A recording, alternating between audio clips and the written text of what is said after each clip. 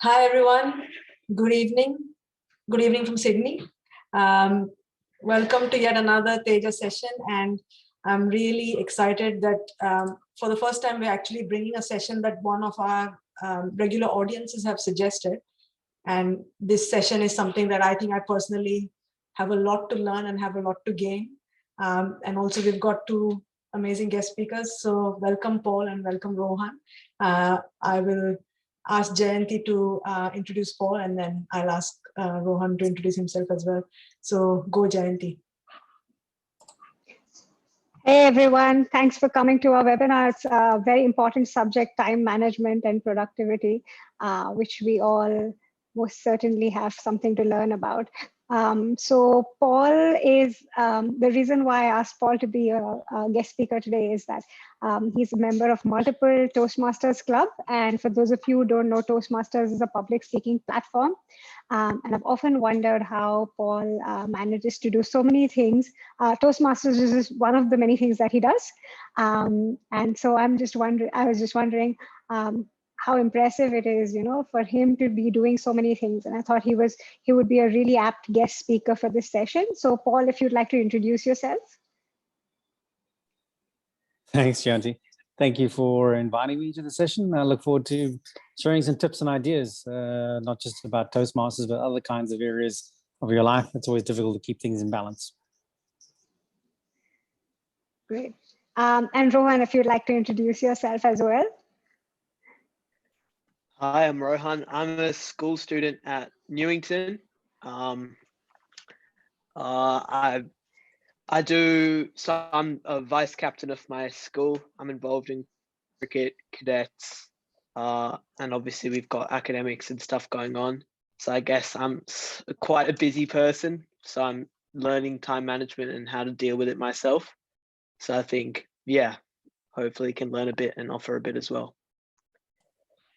Thank you so much, Paul and Rohan, and welcome to Teja's. Welcome to the first Teja session you're speaking at. So for those of you who are new, just wanted to give you a bit of background about Teja. And it's an exciting time because Teja began during the pandemic, at the beginning of the pandemic last year, around this time. So tomorrow is officially the first anniversary of Teja. So a special milestone for Jayanti and myself as well. We started this platform to raise mindfulness and just some simple meditation practices to keep us feeling positive, having a positive outlook, especially during turbulent times last year. And I think ever since we maintained the momentum and we got to really collaborate with some exciting people, got to learn a lot ourselves through the research that we did for the various topics. I think it's been very exciting so far. Jayanti, would you like to say something quickly about the upcoming anniversary? Yes, I can't believe it's been 1 year, but I'm really happy that we've been consistently doing these webinars for people and adding value to other people's lives in whatever capacity we can. So I'm really grateful to all the audiences and also grateful to Kalyani for having taken up the initiative and keeping it up. So yay us. Thanks, Jayanti. So brief introduction about time management. Who doesn't want to hear about more ways to become better at time management and become more efficient? I think especially when you're doing multiple things, which in today's day and age, who isn't? There's someone who mentioned earlier when I was speaking to my mother. There was a productivity expert from India who said you don't have to manage time because everyone has the same amount of time in a day. You just have to manage yourself to be able to utilize that time to do whatever you love, whatever you have to do, part of your duty, part of your passion, and even hobbies or whatever you like to enjoy. Find time to relax as well, very important. So Jayanti, would you like to add something more to the introduction, and then we can get started with the exciting part of the questions to our guest speakers? Yeah, sure. I think, as you said, it's such an important and critical element of our life, and I think we live in a world of distraction right now. And it so happens that some of us are less distracted than the others, and some of us are more distracted. And it's very easy to say that we're busy and put things off, whereas it's all about how we manage our time. And it's a vital skill for all of us to learn at this day and age. Yes, thank you, Jayanti. So I'm going to move on to the first question, and the usual format of our session is we ask the question to our speakers, and then there's an opportunity to discuss or ask any questions that people in the audience have. You can type your questions in the chat window, and then we can discuss at the end of each question if there's something you'd like to know further about. So let me move on to the first question. Would you like to ask this question, Jayanti? Yeah, sure. So the first question that I have to Paul and Rohan is just along the lines of what I was saying earlier, that we know that everyone has 24 hours in a day. And why do you think some people happen to be more productive in that time, whereas some people are always busy but never really productive? So what's your take on this, Paul? That's a great question, Jayanti. And I think that the key lies in what you were saying earlier on your introduction. It's about the distraction factor. We have an unlimited amount of distractions in our lifestyle as it is now, from the simplicity of all of social media to primarily our phone, which interrupts us all the time. So if you want to get a measure of those people who are more productive than others, one of the key factors is they learn how to say no, and they learn how to switch off their phones. So that when they're focused on a particular activity, when they're moving towards whatever their goal is, they're not distracted by endless amounts of messages and pings and interruptions from a social media perspective. I think that's part of the key. There is another key factor. So for me, one of the people that I follow a lot is a fellow called Seth Godin. He was a director at Yahoo probably 20 years back, and he's a very prolific writer and speaker. And one of the things he says is, you don't need more time. You just need to decide. And for me, that's a constant reminder in terms of the way that I work in my days.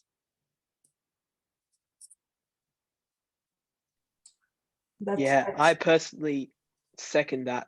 I feel as if, speaking on behalf of the school students, we have, social media probably affects us just as much in maintaining that sort of social sort of life we've got to have, but we've also got, inundated with schoolwork. We're part of extracurricular activities, but personally for me, it's all about the mentality and the way you go about each and every day.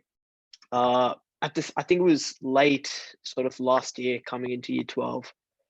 And one day I just thought about sort of how I use my time, and I followed I just looked it up and saw, so everyone, or at least, a 17 to 18-year-old boy needs 7 to 8 hours of sleep. So I gave myself like 7.5 hours of sleep. And then I'm at school for roughly 7 to 8 hours a day. So that leaves me with the best part of 8 hours to play around and do what sort of I need to do that particular day. And 8 hours is a lot of time. Like, I'm a cricketer and I know how long 8 hours can go. So for me, I was always like, that is enough time for me to sort of sit down and plan and be productive. So that was sort of the mentality switch I made. And it was about being conscious of time management and actually doing some research into it. Because the other day we were looking at sort of time management at a school level, and our teacher kind of revealed to us that there are so many time tracking sort of apps and sort of hints and tips, but she said only 17% of people sort of track their own time. And that just shows how, like, we're so passionate about, this issue, and yet we still don't invest as much time into like focusing on how we use our time than we probably should. So yeah, that's personally for me, it was just mentality and actually being passionate about it and looking into it, and it's helped me instrumentally. Thank you, Rohan and Paul. I think great responses. Seth Godin, you mentioned, and I think I've become a fan. I've listened to him recently at an online session, and I thought he was very impressive. And thank you, Rohan. I think Jayanti and I were just talking about when we were students, we probably didn't have phones and WhatsApp and whatnot, Facebook. So, I mean, distractions existed then and now, but I think with the number of tools you have and the apps and every kind of research you do on your laptop, you're more and more exposed to, while you're just researching, you want to spend a minute or so, just, oh, let me just do this, let me just do this. And you kind of get lost in this rabbit hole of something that you're not meant to be doing. So what you said, Rohan, was really on point about how many people are actually aware of how they're spending time. And, you literally segment your day, and then you realize if you have 8 hours, that's a decent amount of time that you can work with. And if you decide to focus on a task and put all the distractions away, you actually end up having more time to relax rather than being drained because you're trying to multitask, but getting nowhere and then also losing time. So great responses by both of you. Let me move on to the next question. So I think we talked about distractions, and I think procrastination is one of the biggest enemy of productivity and being efficient. So Paul, what do you think? What are some ways in which we can deal with procrastination? I think the key to procrastination is one of the more useful sayings from Mark Twain. He says, if you have to eat a frog, then you should eat it first thing in the day. And so what he's talking about there is the most difficult or distasteful or task that you're looking forward to the least. You should probably tackle that first thing of the day, because that will address the procrastination part. I often find for myself, if I'm working through a day and I haven't got to the things that are really urgent that need to get tackled, it's because I didn't tackle them first. He says, look, if you need to eat 2 frogs, eat the biggest one first. But I think it's the awareness of what the frog is. So the thing that you're least looking forward to, and making sure you set aside time to tackle that before you move on to other things. Yep. I agree. Personally, when I sort of, I'm planning the day out, you always want to do the thing that you think is probably the hardest thing or the most difficult sort of endeavor. You want to try and get that done first. I think that's really important. I think the other thing with procrastination is procrastination will never happen when you're in that sort of good headspace and when you're sort of willing to work. It's always going to happen when you're trying to like force yourself to do something that you're just not in the right sort of mentality and headspace to do. So I think in that respect, it's very important to sort of know what makes you tick and know what makes you productive and find those strategies so that you can be sort of in that better headspace more often.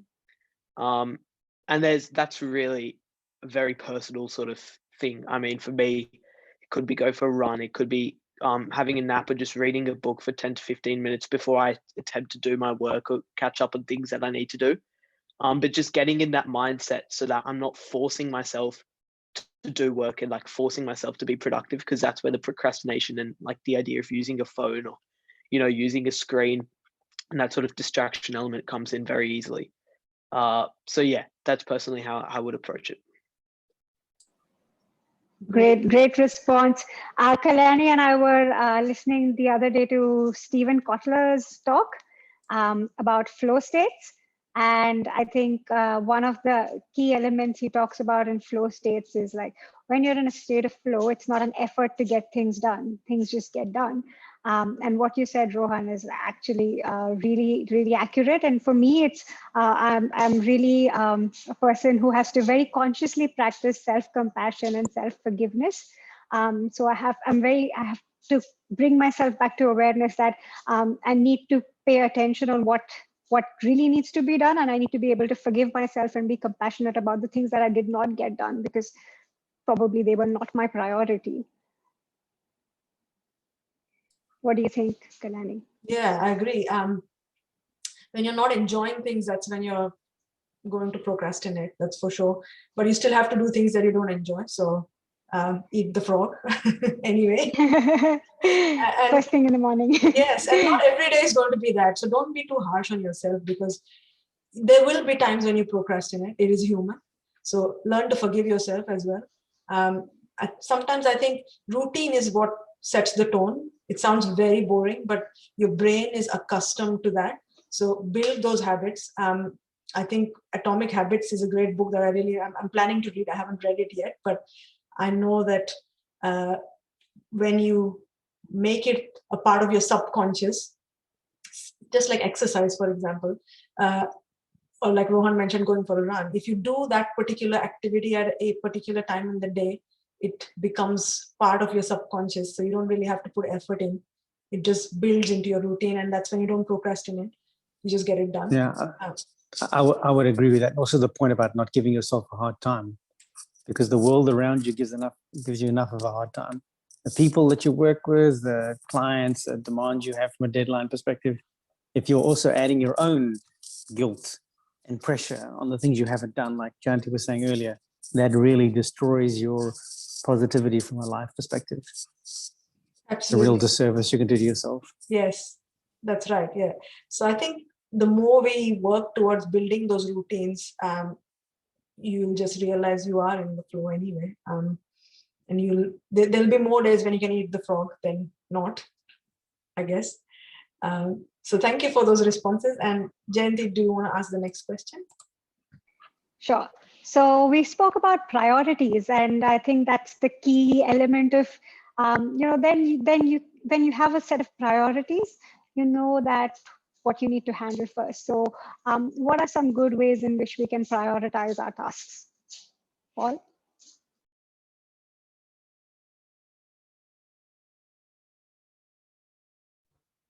Just getting myself unmuted there. I think the key part is to always be focused on what your goals are for the day and the week, but also the month and the year. And that defines what your priorities are. So your goals, what you want to achieve. So from a business perspective, my goals are primarily driven towards revenue and also towards customer satisfaction. And so those drive what my focus is on a daily basis. If I think about it in a Toastmasters or a Rotary perspective, both activities I'm involved in, primarily what you're driven towards there is your members, your member satisfaction and the new members that you get. And once you have those priorities clear, that defines what your first activities are for the day. So, one of the more difficult things to do from a business point of view, if your driver is revenue, is sending out quotes, is chasing up in terms of money that you're owed. And sometimes those can be frogs. And for most entrepreneurs or small business owners, they are frogs. And when you talk about it in terms of volunteer environments like Toastmasters or Rotary or your community club, focusing on your members can also be the frog that you have to eat, particularly those members that you're struggling with connecting with. And so prioritizing those things first and then getting to the other things you need to do. At some stage, we should talk about the creative space you need to get into, but maybe that's not yet. But that's also a priority from a time management perspective. From my side, I think similar to what we kind of mentioned before about when you prioritize, it's actually quite intuitive. Like you actually probably do know what you need to prioritize first. It's just that element of like laziness or not being willing to put in the hard work means that you could often prioritize perhaps easier tasks first compared to those harder and more pressing tasks. And that can cause, as we mentioned earlier, complications in themselves. I think, as Paul said, goal setting is so important in whatever sort of area you're involved in. As a school student or when I enter the workplace, I think it's just going to be just as important. And following that, in terms of prioritizing tasks, one of the keys of prioritizing tasks is you need to make sure you're prioritizing or you're at least looking at everything, because it's very easy to get carried away pursuing certain goals. For if you're a school student, just sort of prioritizing sort of academic goals or your school goals without sort of realizing the importance to prioritize family or like other social commitments or religious commitments as well. So when you prioritize tasks, you need to make sure you're doing it in such a way where you're covering like a broad sort of cross section of what you're involved in. And I think the other way that priority can be sort of like you can successfully prioritize is through having some sort of visual planner.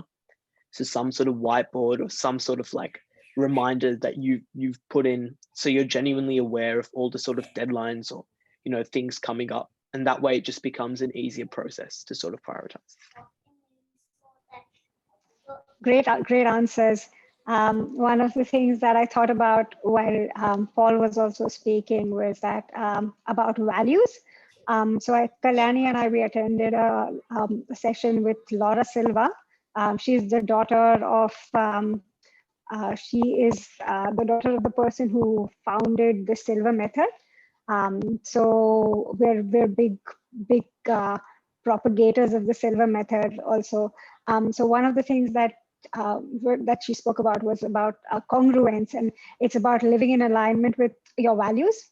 So for example, if your value is about health and fitness, then if that's your highest value, you would prioritize that.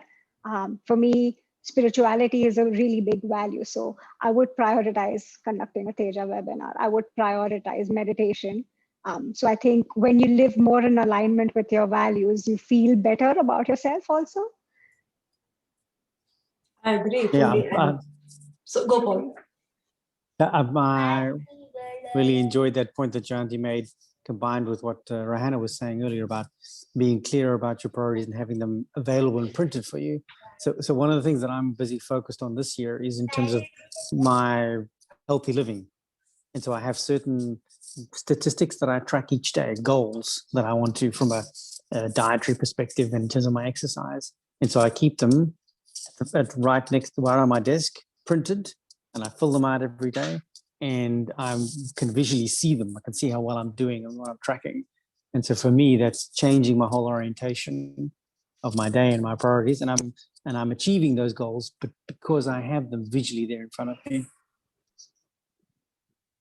Absolutely, I agree. The motivator has to be very much alive in front of you. So if, like Jayanti mentioned, when we attended Laura Silva's session, the congruence, it's so important, because you often you take the people more seriously who say certain things, but they actually live those things that they value. So if there's someone whose goal is to be healthy, and you can see that they actually prioritize, they go for a run or they go to the gym very regularly, and if they are sort of propagating good health, then you would think that that person was the go-to person for health, because they are actually living their life in alignment with those values.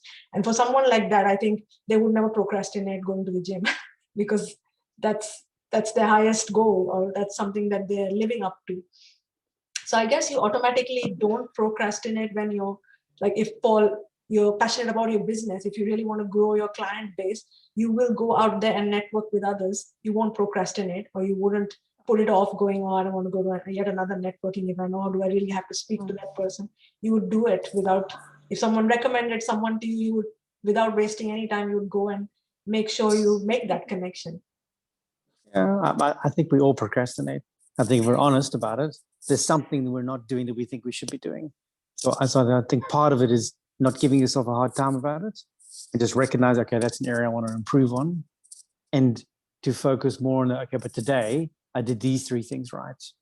So it was a good day for that reason. Tomorrow it'll be better because I'll do one of these things that I'm procrastinating about, or next week. Because you're the only one that controls whether you succeed or fail in life. And if you're constantly giving yourself reminders about how you failed, then chances are your life will not be as bright as it perhaps should be. Very well said indeed. I think it's also important, sorry, just to add on, yeah, sure. Setting realistic sort of goals as well. One of the things with procrastination is if you sort of set goals for yourself and you start to see that you're not able to achieve them, you start to feel like what you're doing is not working, and then that can cause issues in itself. So I think the ability to recognize the importance of, as Paul just said, like setting 3 sort of certain goals that you want to achieve, they're realistic, ambitious, sure, but not, overly optimistic, and trying to work towards them. I think that's really important if you want to have that ability to give yourself the necessary downtime as well every day, so that you don't have to sort of procrastinate. I think if you can have that good balance, that's really important too. It's Definitely an interesting point about realistic goals.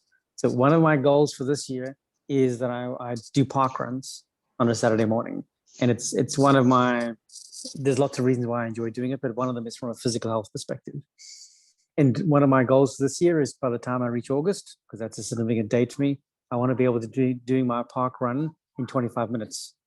And I'm well short of that now. And I'm worried about it. So I'm not sure the goal is realistic, but I think that the aspiration of trying to reach it is filling me with certain discomfort. And it's pushing me to do things that I wouldn't normally do. And it's pushing me to think that yesterday morning, which was a Saturday, when I didn't feel like running, I did it anyway. Because I have this goal, and it's really only for me. Nobody else knows about it, except now they do.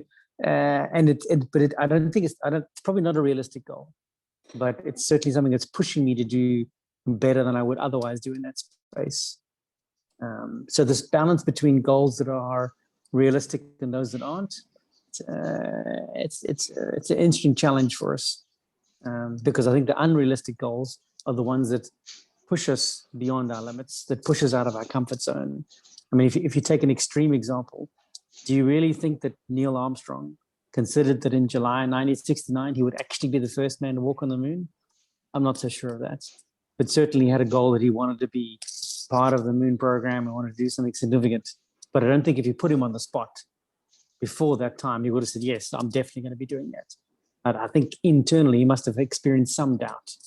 But despite that, he still achieved it. So unrealistic goals, maybe they're good for us, perhaps.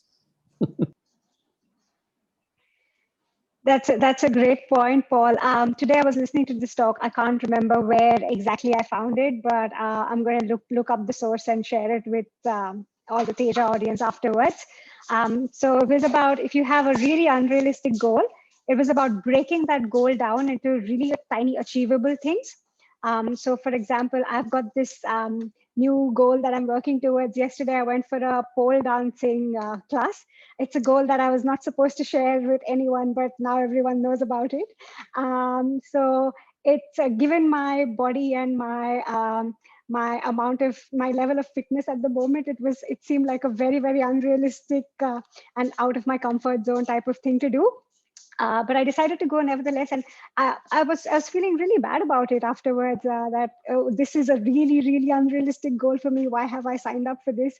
And then I heard this talk about breaking it down into tiny, realistic, achievable goals within that massive goal. So, for example, my goal would be to just hold on to it for 3 seconds, or after doing it for 3 seconds, holding on for 5 seconds. That can be a realistic goal within an unrealistic goal. So that's just something I heard. I'll share it. I'll share the source of it with the audience afterwards. Thank you, Jayanti. Do you want to move to the next question, Len? Yeah. I'll just add one more thing to unrealistic goals while we're on that topic. So today's session was like highly, very, very doubtful in my mind, because two nights ago, I just moved house, which is a massive thing. And between setting up the new house and cleaning out the old house and so many things happening, and still got to have the food on table and looking after the kids who are on holidays as well, I thought, what have I signed up for? But when you're in alignment with your values, you just do it anyway. And I think sitting here, I'm actually feeling quite good about myself that I stuck to it, and we're all able to listen to our amazing guest speakers as well. And they are our guest speakers for a reason, because they've been doing pretty amazing things. And I'd like them to share some examples of when things were getting tricky, but they still managed it, because they kind of did achieve those unrealistic goals. So before we move on to the last question, can you just give us an example, Paul and Rohan, about times when you were challenged, but you still made it? Well, to use Jayanti's point earlier, she was talking about me being involved in Toastmasters. And so Toastmasters is probably the fastest growing non-profit organization that focused on public speaking. And it's all around the world, 140 or 50 countries now. And so I was involved in Toastmasters in Southern Africa in a space that covered 9 countries, 110 million population and climbing. And I've been involved in Toastmasters for 25 odd years. And about 10, 15 years back, I had this idea about serving at the highest level in that organization in Southern Africa as what's called a district director. And many people would have thought that was unrealistic. There's only been 50 or 60 district directors in the history of that space in Southern Africa. And why would I think that I could do that? And yet in the space that I was in, with the people around me, with the mentors that I had, I managed to persevere and push all the way through and actually achieve that. And I think part of what that talks to is all of us have these unrealistic goals, these dreams, these things that we think about being able to achieve and then sit back and maybe not. Why do I think I'm good enough to be able to do that? But we all have the potential to do it. We just have to persevere. We have to be able to imagine the goal, work out what we have to do in order to achieve it, the price we have to pay, and then pay the price. If you can imagine it, if you can work out what you need to do in order to do it, what the price is you have to pay personally and in your space, and then pay it, then you will achieve it. There we go. That's my formula for unrealistic goals. Yeah, for me, speaking on public speaking, I had an experience in year 9 where I was involved in this public speaking competition. The school kind of offered it. And I was like, I'll try my hand at it and see how it goes. I had a bit of experience in public speaking and I just took a shot. So I made it through from the school to this sort of zone competition. And, everyone there was so mature. Their speeches were clearly considered, but I backed myself. And whilst, comparable to everyone there, my voice was still significantly higher. And being a year 9 sort of scrawny kid, I made it through to the next round for regionals. And I started to really think about what public speaking was and how more than anything, the ability to orate isn't dependent on what you look like or, how deep your voice is, for example. It's all about, can you sort of compel people to go along with that journey, the story you kind of tell them. And I started to appreciate that. And I started to realize that the more I keep molding my speech to sort of build a story, and the more when I did impromptu speeches, I could take the audience on, a quick 2 to 3 minute sort of journey, the further I could go into this competition. So I started to look and, the finals being, the semi-finals, state semi-finals were being held at NSW Parliament House. And I was like, that'd be nice, going through there and perhaps even winning it to go to the finals. And I went to the state semi-finals and, Parliament House. I was like, wow, all the politicians here, this is where people get up and public speak in their daily lives. And here I am, year 9 kid. So prepared speech went well because everyone prepares their speeches and everyone, sort of looks good and it's really refined and polished. And then the impromptu topic came out and it was puppets. And I was like, oh, what can I, sort of link with puppets? And kids were literally talking about ventriloquism. So I was like, oh no, they've taken the real literal route here. So then I can't remember what it was I talked about, but it was something about immigrants and how they were treated by puppets, by the government and things like that. And I really did not expect myself to make that link, but based on the preparation I'd done, it worked and I made it to the state finals. And that was something so unrealistic for me because 4 months ago, this was a speech I was writing Sunday night for my school competition. And this was something I wasn't taking seriously. But I think the moral of the story there is when you break the goals down and you realize what it is you're actually doing. So when I realized that I don't need to form an argument or, a debate or anything. I'm here just to take people on that sort of journey, being an orator.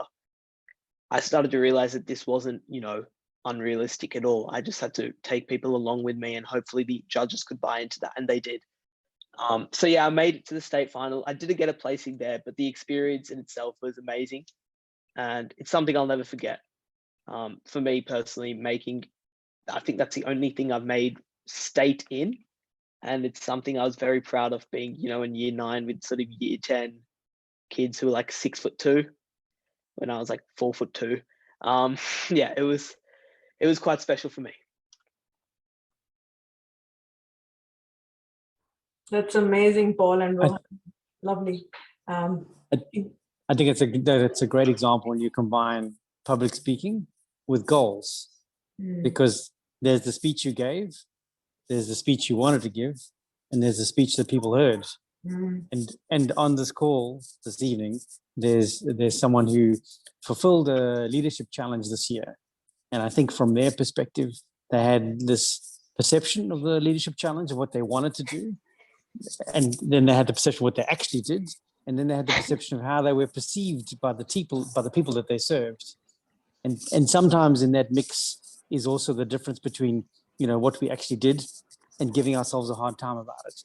And you have to take a win out of what you did achieve, and then use that to build for next time.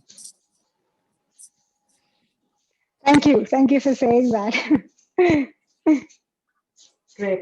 We'll move on to the last but not the least. And I think this question is kind of sort of already answered in your stories, especially. So I think external motivators, like if you have business, so it's revenue, and then if it's school, you've got the whatever HSC or IB year 12, you've got to have that score that you need to get into university, the choice of course that you want to get into. That's motivation. But then that's motivation for a certain thing you want to do. How can you have intrinsic motivation to do things that are the routine, the boring, but yet you know that you need to get, you need to effectively check those boxes to maintain your rhythm as a productive person. So what do you have to share, Paul and Rohan? Paul. That's a great question, because if you look at it, the bigger goals that you have, they are aspirational. There are things you can describe to people and say, wow, really, you're going to do that? That's so fantastic. But fundamentally, unless you maintain the smaller pieces, you'll never be able to do that. And I mean, the simplest example is your health. That's often what people think about. If you don't maintain a healthy body and state and sleep enough and make sure you're eating is sufficient, then you won't be able to do what it is you want to do. The better example than that is your relationship with your family and those who are close to you. Because if you don't maintain that, then you'll never be able to do the things you want to do outside in terms of your workspace or volunteer environment.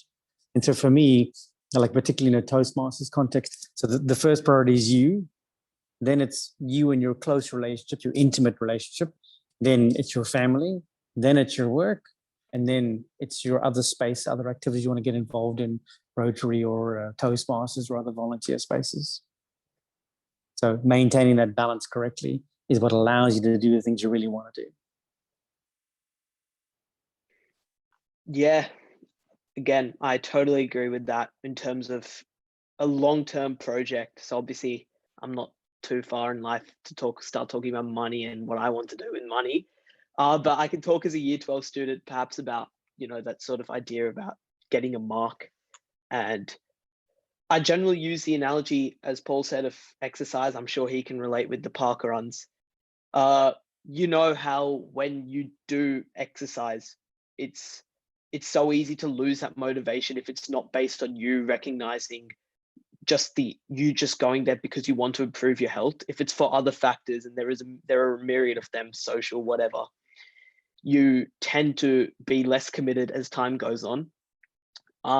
But that sort of principle doesn't just apply in the gym or when you go for park runs. It really is something that applies in life. And as a year 12 student, it definitely does apply when you look at sort of kids in their pursuit of this ATAR, this like 99.95, or that sort of, conception. That's not done by external sort of motivation. That's done by your intrinsic motivation, what you do every day, and like the hours you're putting in at home, but also not just hours in terms of, the characteristic image of like an incandescent sort of light bulb and you just studying by candlelight.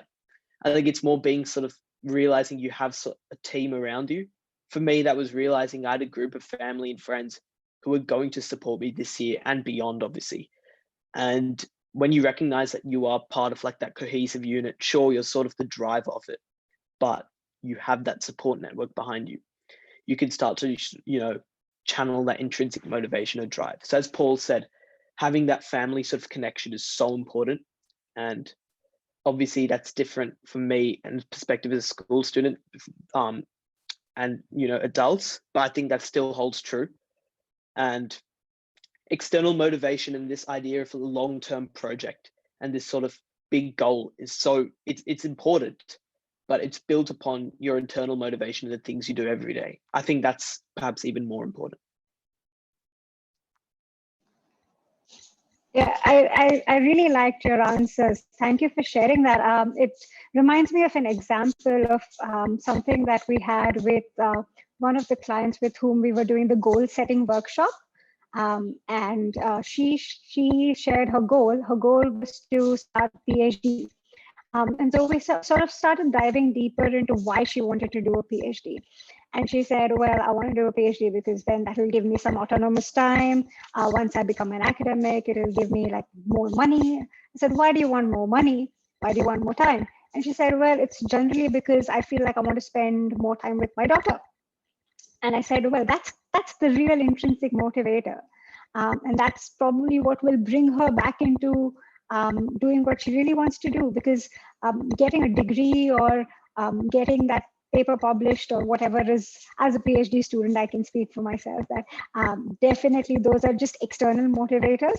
But I think the intrinsic motivator, like what Rohan and Paul spoke about, is a family, something more personal to us can be a very, very strong driving force compared to those things. What do you say, Kalyani?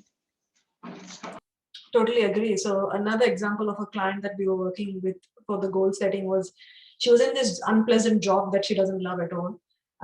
But then it was giving her the balance that she was seeking in life, for working 4 days and then finding time to spend time with her son. So she was dealing with an unpleasant boss.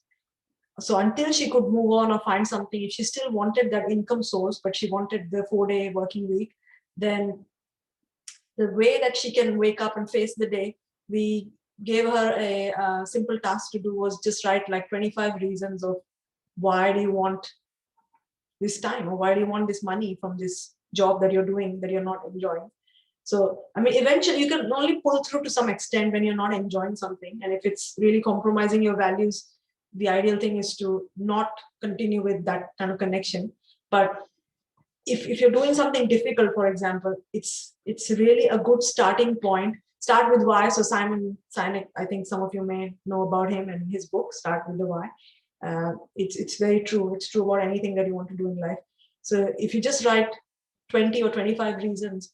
So if you're, for example, if you're shifting your career, or if you're even achieving the 99.958 ATAR in HSC, why do you want to do it? You have to write down the reasons. Sometimes when you start writing the reasons, you even realize, hang on, I'm just using somebody else. I'm cloning somebody else's goal. I don't really want this. And that's a very good exercise to open your eyes and actually see what is your own goal rather than trying to copy somebody else. And when it is truly your own goal, you don't feel that kind of pressure because you really enjoy those things. And that's when there will be some tasks, there's the smaller things that you may not enjoy about the big goal, but the big goal is truly what you enjoy. And that's why you will find the motivation there, and you'll ultimately still manage. Every day won't be ideal, like Paul said, and don't be too harsh on yourself. So some exercises like mindfulness or meditation are pretty good in becoming more aware of all the things that didn't work, and still forgiving yourself and trying to improve. Pick up the sticks and start again the next day. So doing some documentation or journaling, I think, is a really great idea especially when you, like Rohan mentioned at the beginning, when you look at the time realistically of what is available to you. If you start putting together some kind of, you forget what happens. So 1 year back, how was I spending this time? You forget about it. Everyone forgets. If you maintain a log of some sort, or a diary or a journal, then it's a really, especially if you're trying to build some habits or shifting towards a new routine, then I'll highly encourage these 2 tasks, right? 25 reasons about why you want to achieve certain things. And then try to write down how you actually spending the hour by hour task. What are you doing? Where is your time going? And that will be such an eye opener in terms of the smaller things that then ultimately help you climb those steps to achieve that goal. What do you think, Jayanti? Yep, I definitely agree with you. Yeah. So should we do the meditation activity now? That leads us on to Okay. Simple meditation that Jayanti will now conduct for us. Yeah. So one of the key elements of time management is oftentimes we lose time or we lose our productivity because we are very anxious And so just bringing ourselves back into the present moment can be really effective in terms of managing our time. So I've put together a really small meditation today. Normally, this is an activity that people do to deal with anxiety. So it's called the 5, 4, 3, 2, 1 method, and anyone can do it at any time. But I've converted it into a little meditation today. So let's start. So sit in a comfortable position and just gently close your eyes and take a deep breath in. Breathe into your belly and exhale. And now as you breathe in, just begin to notice your space where you're sitting. And when you close your eyes, what do you see? You don't see anything physically, I know that. But what do you see in your mind? Think about 5 things that come to your mind. 5 things that you can visualize while your eyes are closed.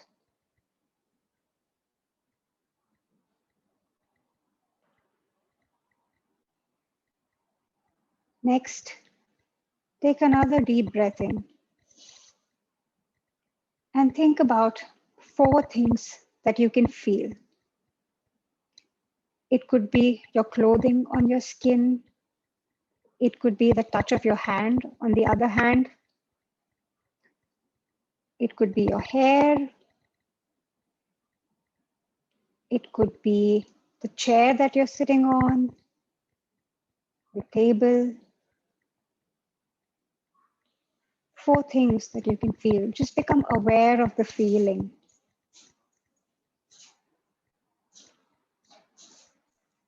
Next, as you breathe in, think about 3 things that you can hear. Could be anything. My voice, the sound of the wind. Is there more distant noise in the background that you'll suddenly start becoming aware of?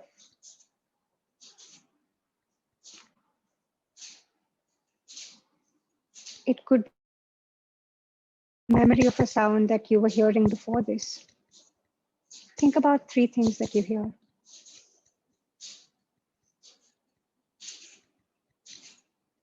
Now, as you breathe in, think about 2 things that you can smell.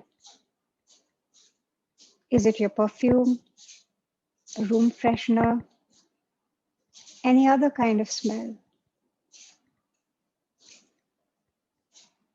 Probably just the air.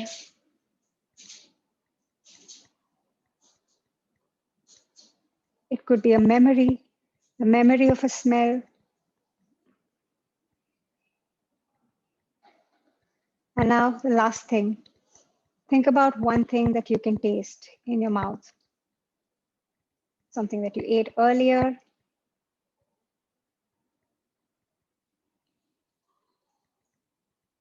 Notice the taste in your mouth right now.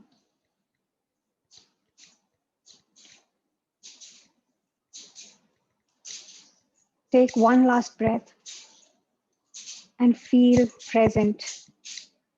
There's nowhere to go, nowhere to be except in this present moment.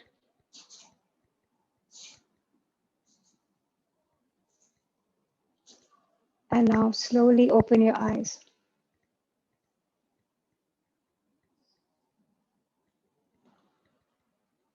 How does it feel? Feels more Very grounding? good. Very, very grounding indeed. Yeah. Also find that this is a great exercise to do just before you're going for a presentation or a meeting or public speaking. Just to bring you in the present moment and reduce your anxiety or the jitters that you have sometimes. So I'll leave the summary for Kalyani to summarize. Thank you, Jayanti. And I think the importance of also grounding just before, even if when you're prioritizing things, or when you're feeling like you're in the middle of chaos because there's just too much to do. Where do I get started? How do I handle this? Just take out some time to just 5 minutes of mindfulness. I think just becoming aware of things around you already shifts your perspective so much. Like when do you actually take time to notice distant sounds or how the clothes feel against your skin? But when you take out just 5 minutes to do this, it puts you in a different headspace. And I think the headspace that Rohan was talking about, being in the headspace when you know you can be more productive, I feel like meditation definitely gives us time to. So meditation, some people say they don't have time for meditation, but I think if you take out 5 minutes, it will give you much more time to be more productive and more efficient throughout the day. So thank you, Jayanti, for that. And here's just a brief summary of what. So this may not necessarily cover all the points that our guest speakers talked about today, but I'll ask them to add if there's anything else.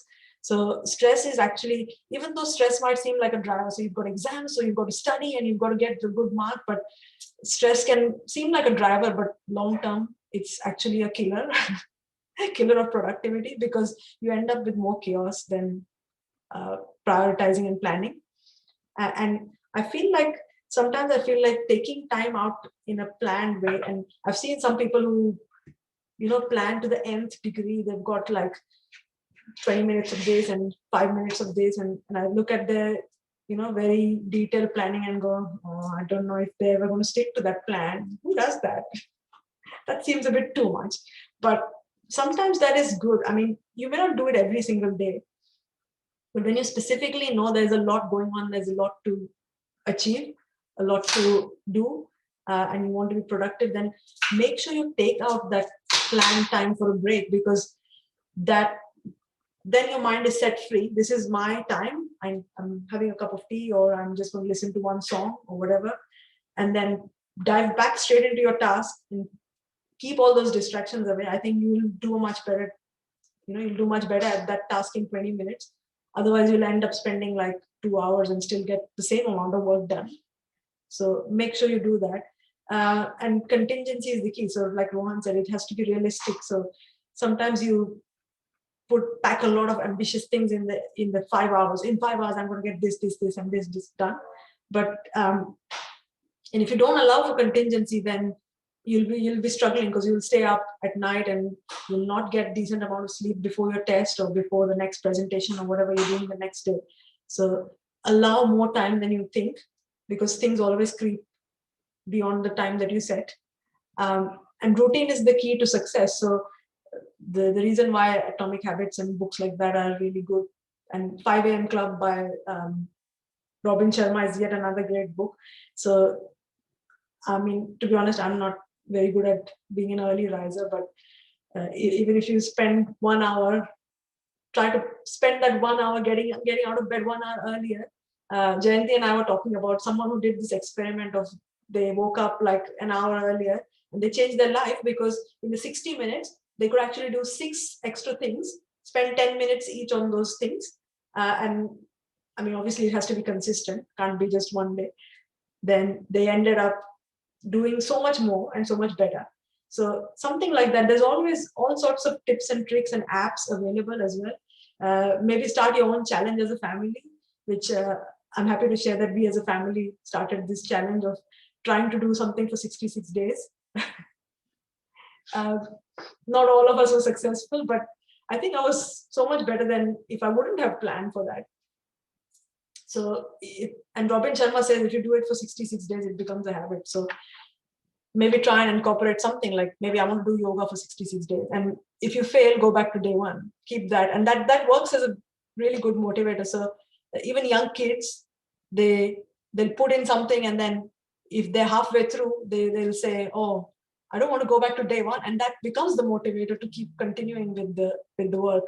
And take a note of your success. So don't be too harsh on yourself, because not every day is going to be bright and sunny and you're always on top of everything. But do appreciate yourself for the days when you've done the hard bits, and then forgive yourself for when things aren't going as planned. So Rohan and Paul, would you like to add anything else to the summary? I think there are a lot of benefits from waking up earlier. Personally, I am quite the morning bird. I do like waking up quite early, and that's just something that I enjoy doing because it just helps me get a little bit more done.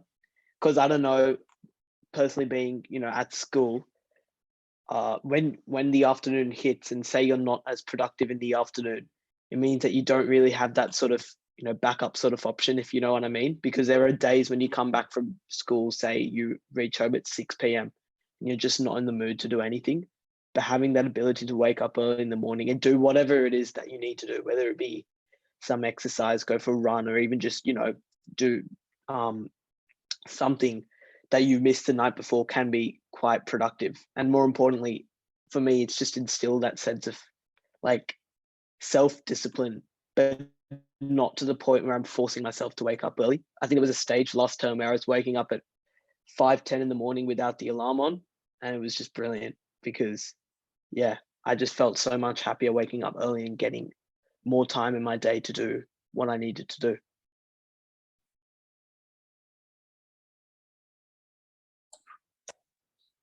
Great, Rohan. I think I need to start doing that as well. And I feel like the day does become much more productive, because if you start early, and I think there's people who start work early as well, at like 7 or 7:30, and then when they leave work at 3:30, I look at them going, I'm kind of envious of them that they started and they've finished their work day already, and they've got this time at home to do other things that they probably have to do along with housework.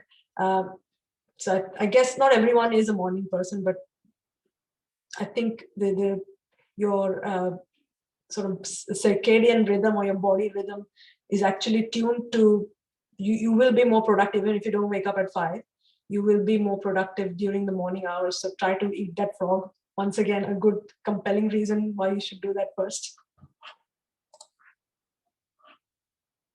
Would you like to add something? Yeah.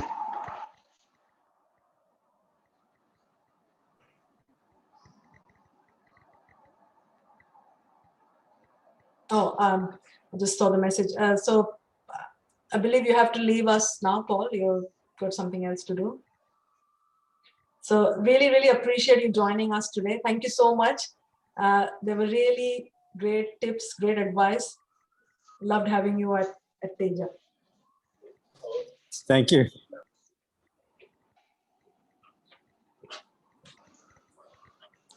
So let's move on. There's some media links for all of you that we talked about. Robin Sharma, and then Tom Billieu is yet another really great productivity guru. So if you want to take a photo of that slide, you can. And then Jayanti also mentioned Hal Elrod, the Miracle Morning, another resource that you can look up. And there's books there, 5 a.m. Club by Robin Sharma and Atomic Habits, James Clear. There's this app, Evernote. I'm sure there's plenty of apps, and the students and the younger generation, probably the millennials, know much more in terms of apps and things that they use to organize their time. I'm an old school person. I just use a diary and a pen. So, and there's this really good questionnaire I found about, so as you know, we were talking earlier and Rohan was saying, first of all, you can become aware of, you've got 7.5 hours to sleep, and then you've got an 8-hour work day, whatever is remaining, that's realistically how much time you have. So how are you actually spending that time? Because all of us have more or less the same amount of time. So I found this really good questionnaire on Mind Tools, which is how good is your time management. So it might be quite insightful in terms of how are you spending your time right now and where are the opportunity areas to improve. So if you're interested, you could take that questionnaire as well. Jayanti, do you want to add anything else to the meeting links or any other resources? Yeah, I think that the video, there's also a movie called Miracle Morning by the same person. He has made it into a movie, and he talks about how waking up 1 hour early changed his life. So he had quite a life. I think he had a near-death experience at some point of time, and then how he turned his life around multiple times because of his morning routine. So it's a really inspiring story, actually. But I just want to say also that we were speaking earlier about the benefits of having autonomous time. as a PhD student, I realized that probably it's not an excuse, but I'm just saying that probably time management becomes more important, becomes more critical, probably even more challenging when you have this autonomous time as a PhD student. So I find that maybe some people don't have the luxury to do this thing of waking up 1 hour earlier because they have to operate on a fixed time dictated by somebody else. But even if you have that, think about how you can devote 1 hour of your time anywhere, anytime in the day, and do something meaningful in that. So yeah, Nana is saying to make a to-do list helps. It really helps me as well. I have a sticky note on my desktop where I like write the tasks which I need to prioritize. I'm sure all of you have your own personalized ways of handling your time. And some of us have more autonomous time than other people. So yeah, I think it's thank you so much to Rohan and Paul for coming along, and I learned a lot from both of you. And it was very inspiring. Thank you so much. Thank you. Thank you so much for having me.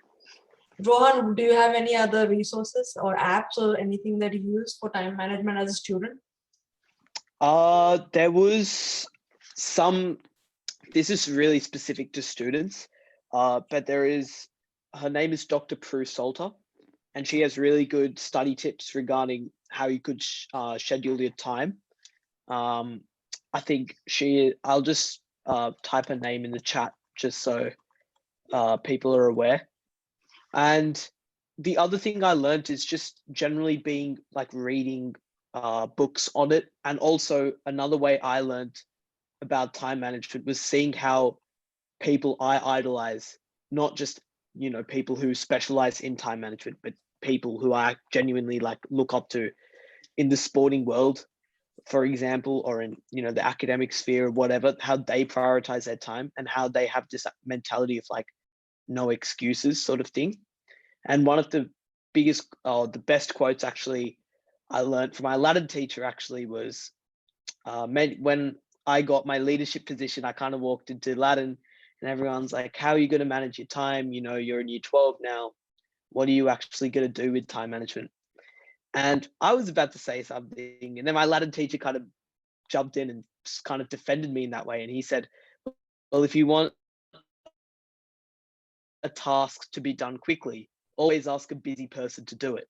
And that is, I found very true, because the more you keep yourself occupied by doing the things you love, you'll inevitably be more productive. And I think that was something not only I've seen myself, but I've seen people who I admire worldwide, cricketers, footballers, public speakers, they all have this mentality of always doing more, because that's always going to be more helpful than it is harmful.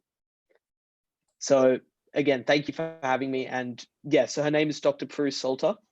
And if I think of any other people, I will definitely let you know, but she's definitely someone who's really helps with students. Thank you, Rohan. Thanks, Rohan. I think hearing about your achievements and accomplishments makes me feel like, for those of you who know Harry Potter will understand this, you're like a Hermione Granger without the time turner, managing like so many things without going back into time. So congratulations to you for doing that. Thank you so much. Big fan of Harry Potter as well, so that always helps. Thank you very much. And thanks to Paul as well. And he had some brilliant tips, especially I liked his, I'd like to end the session with what I heard from him about, you know, especially about unrealistic goals. And unrealistic or realistic is only a matter of perception in your own mind, I guess. It's only limited by what you believe. So if you can visualize that goal and you can work out the, you know, the little steps and the price you have to pay and pay the price, then you're there. So very simple, yet not so simple to do, but possible, still possible. So thank you for sharing those examples to Paul and to Rohan as well, your achievements. Very, very inspiring indeed. I'm sure our audiences found this valuable. So please let us know your feedback. We're always keen to hear. And if anyone who wanted to hear the session today but may have missed out because of something, some other priorities that they had, then the recording is always available on our YouTube channel, as you know. So I'll recommend that you can share the link once the recording is up there. Thank you once again, and please also feel free to suggest topics that you'd like to hear in the future, because we are very excited to get in touch with people that we think can contribute to the topics, and we love collaborating with people, new people, subject matter experts all the time. So thank you, everyone. Have a good night.